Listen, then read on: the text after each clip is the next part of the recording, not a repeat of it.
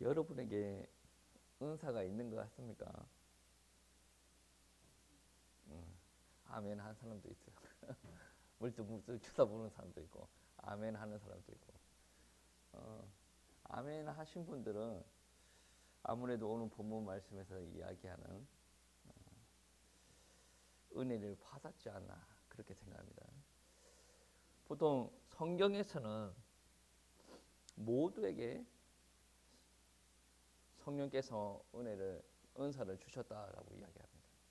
그런데 실제적으로 이제 성도님들 이야기를 들어보면 나에게 있는 은사가 무엇인지 모르겠다. 아니면 특별한 사람만 은사를 받는 게 아닌가 라고 이야기를 하는데 오늘 본문 말씀은 그러한 생각과 조금 다른 차원의 말을 합니다.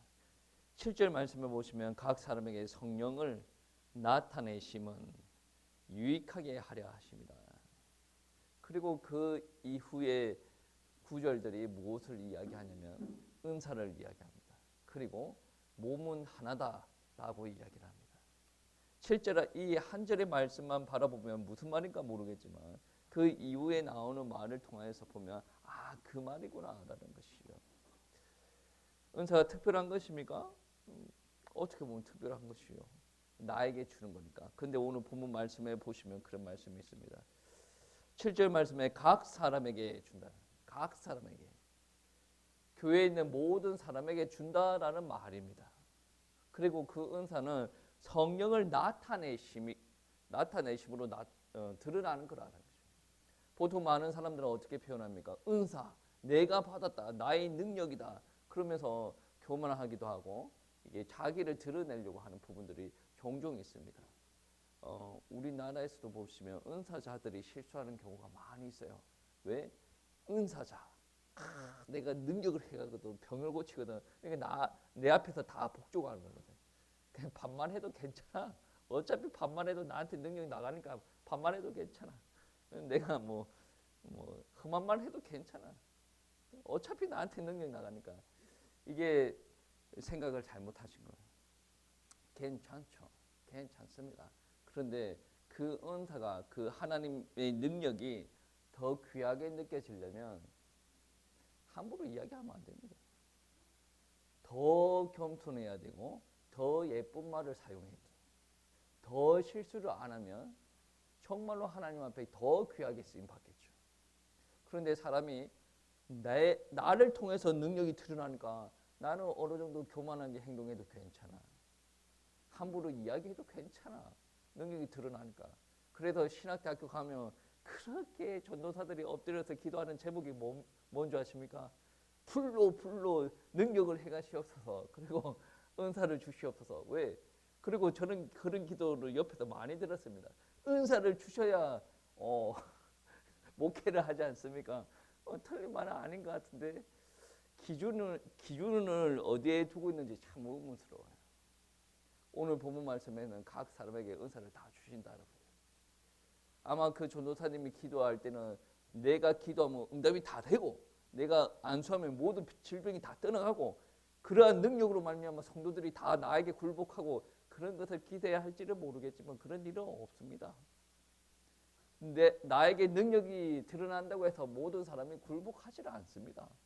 모세한테 굴복해야지. 나중에 모세한테 반기 드는 애들 있지 않습니까? 바울한테 굴복해야지. 근데 반기 드는 사람이 있지 않습니까? 컨셉이 잘못된 거예요. 모든 사람을 통솔하기 위한 카리스마 하나님께로부터 받습니다. 그게 꼭 능력 드러나는 것으로만 생각하고 있다. 나 중심이에요. 나 중심. 은사가 드러나는 것은 무엇을 위함입니까? 공동체의 유익함을 위한 거죠. 그리고 내가 착하고 내가 지혜가 있어서 이 능력이 드러나는 것이 아니라 성령께서 나에게 계시고 그 성령께서 역사하심이 드러나는 거죠. 생각이 내 중심, 내가 하고 싶은 목회. 그러니까 그때 무엇이 드러나야 되나? 하나님의 능력이 드러나야 된다. 그래서 하나님의 능력이 뒷받침해주면 내가 목회를 잘할 것 같다. 이거는 틀렸다라고 하기는 그런데 제 기준에서는 맞지 않는 것 같습니다. 맞지 않는 것 같습니다. 성경의 기준에도 맞지가 않아요. 여러분, 내 목회를 하기 위해서 하나님의 능력이 드러나는 것이 맞지 않고 이거는 교만한 생각이에요. 하나님께서는 하나님의 교회를 세워 나가시기를 원해요. 하나님의 능력을 드러내시기를 원해요. 그 능력을 드러내시기 위해서 목회자로 한 사람이 부름은 받는 거고 하나님께서 일하시는 것에 나는 순종을 하고 나가는 거죠. 이 교회가 목회자 자기 생각으로 이끌어가는 게 맞습니까? 틀린 거예요. 자꾸 성경을 보지 않고 사람 생각으로 기도를 해서 그래요. 정말로 성령 충만해야 되는 부분은 그겁니다. 고린도 전서에서 이야기하는 부분들이 교회는 사랑이 많아야 되고 교회는 거룩해야 되고 교회는 하나여야 된다. 연합해야 된다라고 이야기를 합니다. 이렇게 되려면 목회자가 능력 충만해야 되는 부분이 아니라 목회자뿐만이 아니라 다른 성도님, 교회 구성체 구성원들이 모두 다 성령 충만해야 돼요. 모두 다 성령 충만. 그래서 각 사람에게 성령이 나타나십니다라고요. 이 나타나시면 우리 교회 공동체의 유익을 위함이다라고 합니다. 은사는 섬김의 도구지 자기를 과시하기 위한 도구가 아니다는 거죠. 그런데 고린도 교회도 은사를 가지고 과시하려고 하는 사람들이 있었어요. 고린도전서 13장 1절 말씀에서 그런 이야기하죠. 방언도 하고 천사의 말을 하여도 사랑이 없으면 울리는 꽹과리가 같다라고 이야기하죠. 무엇을 이야기합니까? 사랑을 강조하는 거예요.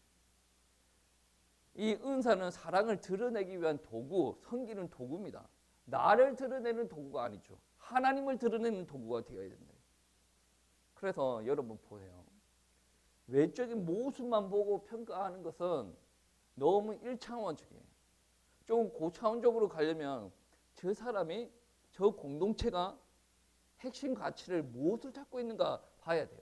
여러분 링컨을 존경하지 않습니까? 에브라함 링컨. 근데 그 사람이 왜 존경받습니까? 노예 폐지했다고? 노예 폐지 왜 했는데요? 제가 말장난하는 것 같아요. 그 사람이 왜 그렇게 움직였는가에 대해서 핵심 가치를 우리가 알고 있어야 된단 말이에요.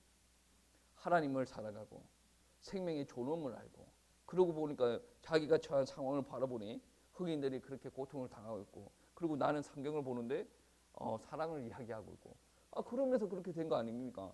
그러니까 그 사람이 존경받는 이유는 뭐냐면 나름의 인생의 철학이 있다는 거죠. 더 쉽게 이야기하면 가치관. 그가 움직이는 것에는 절대적인 기준이 있는데 그 절대적인 기준이 무엇이다? 하나님의 말씀이다. 여러분 하나님을 안 믿는 우리가 허준 알지 않습니까? 허준도 존경하는 사람이 있습니다. 왜 존경합니까? 의술이 뛰어나서? 그거보다 더 뛰어나는 사람들도 있는데 왜 존경합니까? 생명의 가치를 아는 사람이라죠. 그 생명의 가치를 알기 때문에 자기의 것을 희생을 하면서 들어가는 사람. 그 사람의 가치관이에요, 그게. 그래서 존경받을 만하다. 그 가치관이 그 사람을 더 가치 있게 만들어줍니다. 교회는 모든 교회가 다 귀합니다. 그런데 교회의 핵심의 가치, 그 사랑이 없다라고 한다면 교회의 가치는 빛을 발하게 됩니다. 가치가 사라진단 말이에요. 은사가 그렇게 많아요. 고린도 교회에. 은사가 그렇게 많은데 은사만 많을 뿐 그 안에 사랑이 없어요. 울리는 꽹과리 같아요. 예언하고 방언하고 고치고 아무 상관이 없어요. 많은 사람이 모이더라도 상관이 없어요. 울리는 꽹과리와 같다. 사랑이 없이.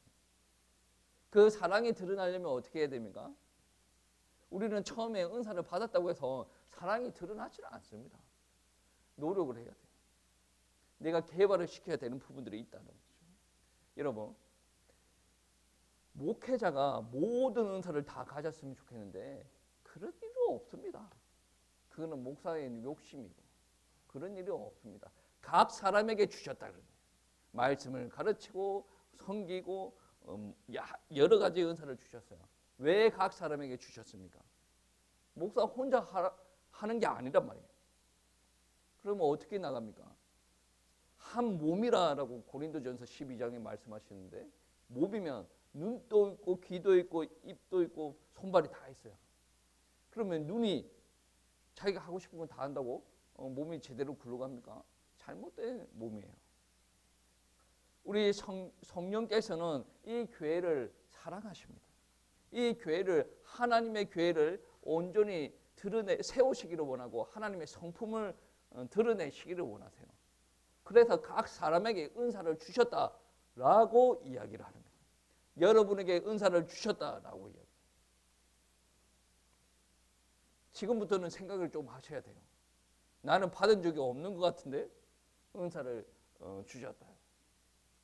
하나님께서 하나님의 몸된 교회를 세우기 위해서 여러분들을 부르셨고 여러분에게 은사를 주셨다. 성경은 그렇게 이야기하고 있어요. 목사한테 다 줘야 될 것 같은데 하나님은 그렇게 하시지 않고 각 사람에게 주셨다라는 거죠. 여러분, 이 은사는 나의 우월감을 드러내는 거 아닙니다. 내가 옆에 사람과 경쟁하기 위함이 아니다 말이에요. 나를 위함이 아니다. 이 은사는 교회 공동체를 위함이다라는 거죠. 여러분, 그래서 여러분은 여러분에게 있는 은사를 발견을 해야 됩니다. 기도하면서 발견을 한번 해보십시오. 하나님이 나에게 있는 은사가 무엇입니까? 그 기도하면서 하나님 앞에 물어보세요. 그리고 내 자신한테 한번 물어보세요. 내가 무엇을 할 때 가장 기쁩니까? 놀 때 이런 거 말고 교회 안에서 헌신하는 거 말해요. 무엇을 할 때 내가 가장 기쁩니까? 그리고 무엇을 할 때 다른 성도님들이 좋아합니까? 그리고 내가 어떤 사역을 내려놓는다고 했을 때 가장 심각하게 교회에 구멍이 생기는 부분이 어디입니까? 나에게만 보이는 그런 부분들이 있단 말이에요. 그게 바로 은사입니다. 다른 사람들한테는 안 보이는데 나에게만 보이는 것들이 있단 말이에요. 목사한테도 안 보이는 것들이 있어요. 교회 장로님들한테 안 보이는 게 있단 말이에요. 나한테만 보이는 게 특별한 은사다. 여러분, 다양한 신앙인들과 한번 대화를 한번 해보세요. 여러분은 여러분 주변에 있는 사람과 대화를 해봐서 그런 충격들이 조금 덜 다가올 수도 있을 것 같은데, 저는 가끔씩 다른 지역의 목사님들과 이야기를 해보면 때에 따라서는 충격을 받아요. 아, 저렇게도 생각을 하는구나. 그러네. 제가 얼마 전에 우리 지역에 있는 목사님들과 사모님들과 만났어요. 근데 참 안타까운 것은 교회 규모가 작은 교회 사모님들 대부분이 아닌 것 같아요. 거의 모든 사모님이 60세가 넘었는데도 부엌에서 주방에서 못 나와요. 어떤 사모님은 60세가 훨씬 넘었는데도 여전히 주방에서 혼자 주일날 식사 준비를 하고 있어요. 그래서 그 사모님은 주일날 가장 바쁘대요. 제가 식사 준비도 해야 되고 예배 준비도 해야 되니까. 너무 바쁘지 않습니까? 그런데 재미난 게 무엇인지 아십니까? 권사님들이 딱 지나가면서 주방을 지나갑니다. 사모님 안녕하세요. 그냥 지나간대. 그 이야기 듣고 얼마나 혼자 웃었는지. 집사님이 들어가서 사모님 안녕, 밥 뭐 하십니까? 그냥 지나가 버려. 사모님 계속 일하고. 그 이야기를 얼마나 답답하면 그 이야기를 젊은 목사가 됐는데 그 이야기를 하겠습니까? 그렇게 주방을 지키는 사모님들이 이야기하는데 공통적인 의견이 뭔지 아십니까? 교회 규모가 작으니 성도님들한테 부담을 주면 성도님들이 떠나는 것을 너무나도 많이 경험을 했기 때문에 차라리 성도님들이 편하게 교회 안에 있게 하기 위해서 자기가 지금까지 60살 넘어서 주방을 지키고 있다는 거죠. 예. 한국 교회가 지금 그렇습니다. 그래서 저는 그 마음을 100% 공감을 해요. 그게 정답은 아닙니다. 정답은 아닌데 100% 공감을 해요. 정말로 은혜 받은 권사님이라고 한다면 그렇지는 않겠죠. 근데 문제는 또 뭔가 아십니까? 사모님이 주일날 아침 너무 바빠가지고 이렇게 주방에서 이렇게 하고 있지 않습니까? 근데 성도님들이 지나가다 인사하고 인사하고 지나갔어요. 사모님이 나는 최선을 다해서 친절하게 오셨습니까? 라고 이야기했는데 친절하게 인사 안 했다고 거기다가 또 삐져가지고 어떻게 하란 말이야 진짜. 자기네들을 위해서 밥을 하고 있는데 밥을 하고 정신이 없는 사람한테 친절하게 와서 이 살갑게 안 해준다고. 사모는 그냥 죽어야 돼. 그런 성도님들이 있더라고. 참 안타까운 거죠. 현실이 그래서 어쩔 수가 없어. 차라리 교회가 크거나 돈이 많거나 하면 그런 성도 다 나가라 그렇게 하고 싶겠지만 또 하나님께서 또 그런 성도를 부어주신 것은 또 하나님의 특별한 계획이 있지 않겠습니까? 제가 오늘 본문과 조금 연결시켜서 생각을 해보면 어떤 생각이 드냐면 사모님은 참으로 은사 개발이 잘 됐겠다. 왜? 골고루 나눠서 하라고 한 은사를 혼자 이렇게 하고 있으니까 참으로 은사 개발이 잘 됐겠다. 제가 요즘에 선교사님 아내 그리고 사모님들 이렇게 식사 대접하는 데 가보지 않습니까? 웬만한 식당보다 더 맛있어. 얼마나 밥을 많이 차렸으면. 근데 선교사님 아내 같은 분은 손에 관절염 다 생기고 얼마나 설거지하고 얼마나 밥을 차려놨으면 그렇더라고요. 근데 정말 밥은 맛있어. 밥은 맛있어요. 근데 여기서 한번 생각해 보십시오. 성경은 사모님한테 그렇게 혼자 사역을 많이 하고 음식을 다 차리라라고 그렇게 하지 않았거든요. 그런 부분도 나눠서 해야 돼요. 나눠서 할 수 있도록 목회자가 조금 조절을 해줘야 됩니다. 성숙이 안 된 교회는 그런 게 쉽지 않아요. 근데 우리 교회는 조금 성숙가 한 것 같아요. 그런 부분에서는. 그래서 같이 이렇게 하다 보면 하는 것이 더 개발이 되는 거죠. 여러분, 자기의 은사를 발견을 하라고 이야기를 했지 않습니까? 그 다음에 은사를 사용하면 사용할수록 은사가 더 개발이 됩니다. 여러분, 나는 원래 음식 못해 하고 들어 누워 앉아 있으면 음식 잘해지지 않습니다. 제가 총각 시절 때 집안에서 그렇게 요리를 많이 하고 부모님을 도와서 설거지를 많이 하고 그랬으면 아마 A급 아들이라고 그랬겠지. 근데 결혼하고 나서 어쩔 수 없이 저는 설거지하고 밥을 합니다. 왜? 사모가 많이 바쁘거든. 내가 안 하면 사모님 열받아. 일을 안 받게 하기 위해서는 내가 해야 됩니다. 근데 하면 할수록 이게 잘해지는 거죠. 제가 사모님보다 더 잘하는 것도 있습니다. 왜? 하니까. 교회 안에서도 마찬가지죠. 굴러가기 위해서 각 사람에게 은사를 주셔요. 근데 편하려고 아무것도 안 하고 앉아있으면 개발 자체가 안 됩니다. 발견을 하세요. 발견을 하고 나에게 주시는 은사가 이런 것 같다. 그러면 실제적으로 움직여야 됩니다. 그래야 개발이 되고 그래야 더 이제 은사가 발전한다라는 거죠. 음식을 해요. 섬김의 은사 발전하겠죠. 그리고 우리가 청소를 합니다. 섬김의 은사 발전하겠죠. 그리고 우리 주일학교 애들 대상으로 가르치는 설교를 합니다. 그러면 발전이 되겠죠. 이 설교 뭐 대충 하니까 뭐 대대? 뭐 애들이 뭘 알겠냐? 근데 있지 않습니까? 애들이 와서 저한테 이야기를 해. 설교가 좀 그렇고 쓸데없는 소리 하지 말라고 막 그러는데 애들이 말을 안 해서 그렇지 다 알아요. 여러분한테 대놓고 설교가 왜 그렇습니까? 이야기 안 해서 그렇지 다 알아요. 무서운 애들이야. 무서운 애들은. 왜 저 사람은 왜 저런가 뭐 저한테 이야기를 합니다. 네가 신경 쓸 거 아니다. 모를 것 같아요? 다 압니다. 애들을 쉽게 생각하고 그 귀한 설교의 자리에서 쉽게 설교를 준비한다? 발전이 없어요. 발전은 하겠지. 안 하는 것보다 더 나으니까 발전은 하겠지. 그런데 그 설교의 자리에 한 번 설교하는 것을 귀하게 여기고 일주일 동안 기도하고 아니면 한 달 동안 기도하고 본문을 계속 읽어보고 하나님께서 나에게 주시는 말씀이 무엇인가, 우리 아이들에게 주시는 말씀이 무엇인가, 우리 교회 시간표 안에서 주시는 말씀이 무엇인가 계속 묵상하고 나가면 하나님께서 그 사람의 은사를 계속 발전시키지 않겠습니까? 여러분, 사역을 적당히 해도 되는 사역은 없습니다.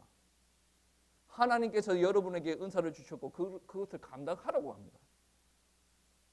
여러분, 은사 비교하지 마세요. 설교하는 사람은 더 귀해 보입니까? 아니에요. 제가 설교하는 사람 입장에서 보면 나도 그렇게 생각될 때가 많은데 저렇게 설교하면 하나님 앞에 혼나지 않겠나는. 여러분, 청소하는 사람은 교회 청소하고 막 음식 준비하고 그런 사람들은 엄청나게 하찮은 사역인 것 같습니까? 아니죠. 자기에게 있는 사역들이 가장 귀한 사역이다. 여러분, 다른 사람들이 다 박수치는 사역은 내 아니라도 다 갈 수가 있어요. 그 자리가 제일 위험한 자리예요. 왜? 박수 소리에 심취해가지고 자기가 할 일을 까먹을 수가 있어요. 내 일이 가장 하찮게 여겨진다. 그 일이 가장 귀한 거예요. 여러분, 한번 생각해 보세요. 선교지 아무나 갑니까? 가고 싶은 생각이 없어요. 보통 사람들은 그냥 젊었을 때 한번 가볼까? 그거지. 실제로 가는 거는 쉽지 않단 말이에요. 여러분, 이성목 선교사님 한번 보세요. 안 가고 앉아 있으니까 경제를 다 망가뜨리지 않습니까? 하나님께서 처음에 가라고 했어요. 안 가니까 한 개 빼앗아가고, 또 순종하니까 또 한 개 빼앗아가고, 또 한 개 하니까 또 빼앗아가고, 그게 다 망가뜨리는 거예요. 육신의 기준으로 바라보면 자기 아이를 대학교를 집어넣고 바로 선교지로 가는 부모, 그게 어디 부모입니까? 하나님의 음성이 그렇게 강하게 들리니까 그렇게 순종하는 거 아니겠습니까? 그분이 체험했던 하나님이에요. 그런데 어떤 나라에서 사역을 하다가 하나님께서 계속 또 다른 나라로 가래요. 근데 너무 괴롭게 하시는 거예요. 다른 나라로 옮겼더니 하나님께서 그 나라를 다 정리를 하시는 거예요. 지금 70이 다 넘었지 않습니까? 그럼에도 불구하고 사역에 헌신하는 거예요. 제 개인적인 생각은 그 정도 나이 들었으면 안 해도 될 것 같아요. 왜? 지금 사역하는 나라가 너무나도 힘든 나라예요. 에어컨도 안 들어오지. 그리고 지붕은 철판으로 깔아놨지. 햇빛이 내려쬐면 집 방 안 온도가 50도까지 올라가지. 이번에 들어온 것도 병 고치러 들어왔어요. 이빨 고치고 무릎 관절 고치고 하려고 들어온 거예요. 그 누가 그거를 감당하려고 합니까? 재미삼아 합니까? 절대로 재미삼아가 될 수 없어요. 하나님께서 나에게 주셨다라는 것이 인정이 되기 때문에. 우리 대한민국에서 제일 큰 담임 목사님이 거기 가라고 하면 가겠습니까? 가지 않습니다. 왜? 그분에게 허락된 사역 사명들이 있기 때문에.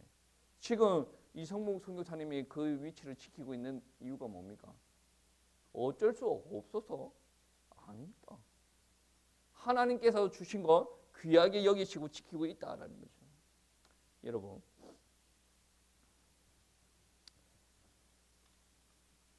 우리가 은사에서 막 기도하면 이상한 일들이 일어나고 병치고 일어나고 이런 것만 바라봐서 그런데 우리가 할 수 있는 것이 은사입니다. 성령님께서 우리에게 주셨어요. 우리를 통해서 성령님께서 나타나시기를 원합니다. 그래서 이 성령님께서 나타나시기를 원하실 때 우리가 싸워야 되는 부분이 있습니다. 이기심.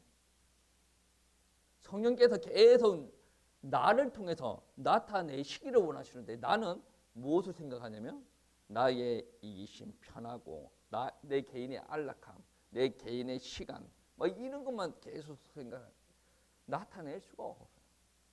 주님께서 본인을 나타내시려고 할 때 우리는 순종하고 나아가야 된다는 거죠. 그래서 하나님께서 보시는 은사의 크기는 내가 감당하고 있는 것이 많다. 그게 은사의 크기일 수도 있는데 절대 지키지 않습니다. 내가 정말로 상황이 안 돼서 상황이 되지 않아서 은사를 한계를 감당을 하고 있어요. 근데 나의 충성도가 엄청 높아요. 그게 바로 은사의 크기입니다. 만약에 화장실 청소하는데 화장실 청소를 대충 이렇게 하면 그러면 은사의 크기 작은 거예요. 근데 화장실 청소하는데 구석구석 보다가 여기 거미가 있네, 여기 찐 되겠네, 열심히 청소하는 그 은사가 큰 거란 말이에요.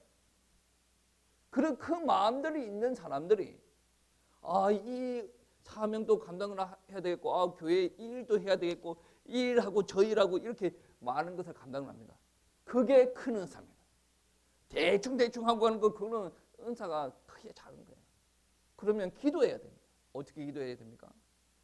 나의 충성도가 하나님을 향한 충성이 높을 수 있도록 기도해야 돼요. 오전 설교에도 그런 설교했죠. 냉랭해지면 어떻습니까? 헌금을 내 거 다 쓰고 남는 것을 헌금을 합니다. 냉랭한 사람들이 그렇게 한다 그러죠. 기도도 어떻게 합니까? 내 기도 다 하고 남는 시간을 옆에 사람들 조금 기도합니다. 그리고 헌신도 어떻게 합니까? 내 즐길 거 다 즐기고 어쩔 수 없이 남는 시간, 어차피 교회에 와야 되니까 그 남는 시간을 헌신을 합니다.